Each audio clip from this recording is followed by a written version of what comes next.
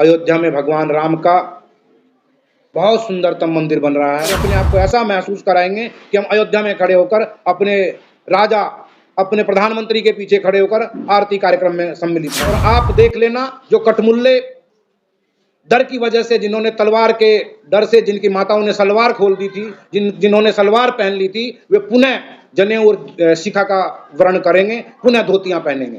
तो जैसे हिंदू संगठित होगा, ये लोग। जय श्री राम। सबसे पहले तो मैं आप सभी पत्रकार बंधुओं को कल से भगवान भास्कर के उत्तरायण होने की शुभकामना देता हूँ। लोहड़ी की शुभकामनाएं, मकर संक्रांति की, जो आज रात से मकर संक्रांति है, इसकी शुभकामनाएं, और आगामी 26 जनवरी को जो गणतंत्र दिवस का कार्यक्रम भारत का हो रहा है, उसकी बहुत बहुत शुभकामनाएं। बंधुओं, आज जो हम यहाँ पर बैठे हैं, अयोध्या में भगवान राम का बहुत सुंदरतम मंदिर बन रहा है। 500 वर्षों की अथक परिश्रम और बलिदानों के बूते हम इस अवसर पर पहुंचे हैं, इस घड़ी पर पहुंचे हैं कि 22 तारीख में अखिल ब्रह्मांड के नायक भगवान श्री राम, अयोध्या के राजा, अपने महल में पहुंचने वाले हैं। पूरा भारत राममय हुआ है। पूरे भारत में राम लहर फैली हुई है। एक एक छोटा छोटा बच्चा भी मेरे घर राम आएंगे, मेरे घर राम आएंगे, ऐसा वाक्य दोहरा रहा है। तो बड़ा अद्भुत, अप्रतिम सा यहाँ पर एक माहौल बना हुआ है। मैं उसकी आप सभी को बहुत शुभकामनाएं देता हूँ। बंधुओं, इस 500 वर्षों की परिश्रम में, इस संघर्ष में हमने 4,77,000 आपके और मेरे पूर्वजों का बलिदान दिया है। उनकी आत्माएं इस वायुमंडल में घूम रही हैं और वो देखना चाहती हैं कब मेरे प्रभु अपने इस सुंदरतम मंदिर में विग्रह के रूप में बैठेंगे। हो सकता है, क्योंकि हम पश्चिम उत्तर प्रदेश के रहने वाले, हम ये कह सकते हैं कि भगवान राम का अयोध्या में मंदिर बन रहा है, वहाँ तो हमारा कुछ लेना देना नहीं है। लेकिन इस 500 वर्षों में पता नहीं हमने 4 पीढ़ियाँ में जन्म लिया है कि 10वीं पीढ़ी में है। हो सकता है मेरे और आपके पूर्वजों ने वहाँ पे कहीं रहकर अपना बलिदान दिया हो सकता है हम और आप भी कोई बलिदान देकर, और उस पुण्य का फल है कि पुनः हमने मृत्यु लोक पर मनुष्य का रूप धारण किया है और आज इस सुंदरतम भवन का साक्षात्कार कर रहे हैं। बहुत लोगों ने ये मन में आस लेकर चले गए कि भगवान राम का मंदिर बनेगा और हम उसमें भगवान को, विग्रह को स्थापित होते हुए देखेंगे। लेकिन हमारी पीढ़ी का यह सौभाग्य है कि हम भगवान के संघर्ष में भी रहे हैं, हमने भगवान को टाट में भी देखा है और हम भगवान को ठाट में भी देखने वाले हैं। ये हमारी पीढ़ी का सौभाग्य उदय हुआ है कि हम भगवान को विराजते हुए देखेंगे। इसी उपलक्ष्य में 22 तारीख को भारत के यशस्वी प्रधानमंत्री ने पूरे समाज का, पूरी अपनी प्रजा का, पूरे देशवासियों का यह आह्वान किया है कि सभी लोग 22 जनवरी को अपने मंदिरों में, अपनी धर्मशालाओं में, अपनी सामूहिक सभागारों में, अपने सामुदायिक भवनों के अंदर बैठकर 11 बजे से 1 बजे तक जो प्राण प्रतिष्ठा का समारोह होगा, उसका लाइव दर्शन करेंगे। जगह जगह सभी स्थानों पर पूरे भारतवर्ष में यह व्यवस्थाएं की गई है कि बड़ी बड़ी LED लगाकर वहां पर हवन आदि करके, और उस समय जब भगवान राम का वहां पर प्राण प्रतिष्ठा का समारोह हो रहा होगा, हम उसको लाइव जुड़कर देखेंगे और अपने आप को ऐसा महसूस कराएंगे कि हम अयोध्या में खड़े होकर अपने राजा, अपने प्रधानमंत्री के पीछे खड़े होकर आरती कार्यक्रम में सम्मिलित हैं। उसी उपलक्ष्य में एक जन चेतना रैली का आयोजन हमारे जो आदर्श सनातन धर्म सेवा समिति है, उसके बैनर के तले यहाँ सेक्टर 62 से लेकर ममूरा गांव तक एक शोभा यात्रा का सुबह सुबह आरंभ किया जाएगा। यह यहाँ से सुबह 10 बजे शुरू हो जाएगी, सुबह 8 बजे शुरू होगी और 11 बजे, 10:30 बजे वहाँ पर समापन होगा।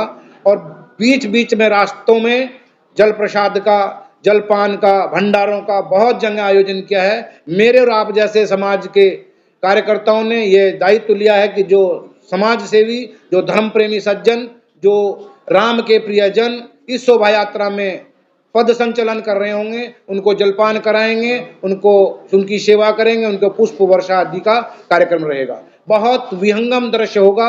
आप लोग उसका, मैं निवेदन करूंगा, आप उसको जरूर कवर करें और इस प्रसारण को, भारत को, पूरे भारत को दिखाएं कि यहाँ पर सेक्टर 62 के ग्रामवासियों ने पूरे नोएडा के सहयोग से इस कार्यक्रम का लाइव जैसे अयोध्या में हो रहा है उस तरह से हम भी दिखाएंगे कि हमारे मन में भी प्रभु के प्रति उतनी ही आस्था है। इससे समाज में जागरण का संचरण होता है, जब समाज का जागरण होगा इससे वैसे कोई लाभ नहीं होने वाला, हिंदू एकत्रित होगा। और आप देख लेना, जो कटमुल्ले डर की वजह से, जिन्होंने तलवार के डर से जिनकी माताओं ने सलवार खोल दी थी, जिन्होंने सलवार पहन ली थी, वे पुनः जनेऊ और शिखा का वर्ण करेंगे, पुनः धोतियां पहनेंगे। तो जैसे हिंदू संगठित होगा, ये लोग पुनः बदलकर आप में और हमारे धर्म को ग्रहण करेंगे, क्योंकि ये कटमुल्ले कायर बाप की संतान है, कायर पुरुषों की संतान है, क्योंकि उन्होंने डर के भय से, जिनको डर लगा मरने से, उन्होंने सलवारें पहन ली है। और ये जब इनको डर लगेगा कि हिंदू पुनः एकत्रित हो गया है, हिंदू पूरा संगठित हो गया है, फिर डर की वजह से ये हमारे धर्म का वर्ण करेंगे। मैं आप जैसे वीरों के माध्यम से, आपके कैमरों के माध्यम से, आपकी सरस्वती के माध्यम से, आपकी कलम के माध्यम से समाज का यह आह्वान करता हूं कि इकट्ठित हो, एकत्रित हो, संगठित हो और पुनः अपने धर्म की उस स्थापना पर लौटे जिस तरह से हमारा धर्म, हमारा भारत विश्व गुरु था। जैसे भारत पूर्व में सनातन था, हमेशा सनातन रहेगा और सनातन का कभी अंत नहीं हो सकता। इसलिए पुनः भारत पुनः अपने उदय की तरफ आ रहा है। ये दक्षिणायन से भागकर उत्तरायण की तरफ जा रहा है। इसलिए समझ लो कि पुनः ये 6 महीने आपके धर्म के लिए नई ऊंचाइयां देने के लिए होगा। भारत का पुनः जन्म हो रहा है, उस पुनर्जन्म के हम साक्षात साक्षी हैं और हमारे कंधों पर और आपके कंधों पर धर्म को आगे बढ़ाने की जिम्मेदारी है। उस जिम्मेदारी को हम बहुत संघर्ष के साथ में, अपने खून के साथ में आगे बढ़ाएंगे। इस वार्ता के लिए आप सभी लोग हैं, इसका बहुत बहुत धन्यवाद। जय श्री राम। जय श्री राम। जय श्री राम। जय श्री राम। नमस्कार। जैसा कि हमारे भाई साहब, हमारे अग्रज ने बताया, सारी व्यवस्थाएं इस महाशोभा यात्रा की, राम राज्य शोभा यात्रा जिसका नाम है, इसमें सम्मिलित पूरे युवा, पूरा सेक्टर, पूरे ग्राम निवासी रहेंगे। और इस संबोधन के लिए हमारे बीच में थे भाई साहब उमानंदन कौशिक जी। और जैसा कि राम राज्य शोभा यात्रा में कौन कौन जाएगा, तो उसके लिए रवि शर्मा जी को, रवि शर्मा जी हमारे पास हैं, बीजेपी के पूर्व पदाधिकारी भी रहे हैं और समाज में जितने भी सामाजिक कार्य रहते हैं, बढ़ चढ़कर भाई साहब का बड़ा योगदान रहता है। भाई साहब को निमंत्रण सीधा अयोध्या से आया है राम मंदिर जाने के लिए, तो इस बात की भी खुशी पूरी टीम को है, क्योंकि हमारी टीम का एक बहुत महत्वपूर्ण हिस्सा है रवि शर्मा जी। भाई साहब का जाना उस दिन अयोध्या होगा। और हमारे जो जितने भी पदाधिकारी हैं, जैसे कि हमारे लाला प्रधान जी वाजिदपुर से, अनुज शर्मा जी हैं ग्राम नवादा से, और हमारे मयंक जी की सभी युवा शक्ति, उस दिन मिलकर 22 जनवरी को बहुत ही भव्य और दिव्य राम राज्य शोभा यात्रा निकालेगी, जिसके जगह जगह सभी ने जिम्मेदारियां ले ली हैं स्वागत के लिए। भरपूर फूलों से स्वागत रहेगा, भोजन की, जलपान की सारी व्यवस्थाएं रहेंगी। तो सब आदर्श सनातन धर्म सेवा परिषद की तरफ से पूरे शहरवासियों को निमंत्रण है कि आप शोभा यात्रा में आएं।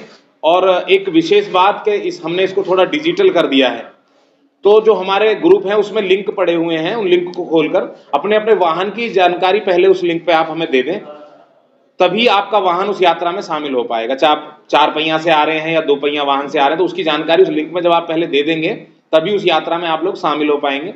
सुरक्षा की दृष्टि से भी हम लोगों ने सारी व्यवस्थाएं की हुई हैं। जो हमारी श्री बजरंग सेना है, उसकी सुरक्षा की पूरी जिम्मेदारी श्री बजरंग सेना की रहेगी। उनके कम से कम भी तो 200-250 वॉलेंटियर उसमें सुरक्षा के लिए काम करेंगे। दूसरा, अगर हमारे ग्रुप में किसी भाई को जुड़ना है, तो उसके लिए भी हमने बारकोड दिया हुआ है, उससे आप हमारे ग्रुप में जुड़कर उस दिन यात्रा शोभा का हिस्सा बन सकते हैं। जय श्री राम।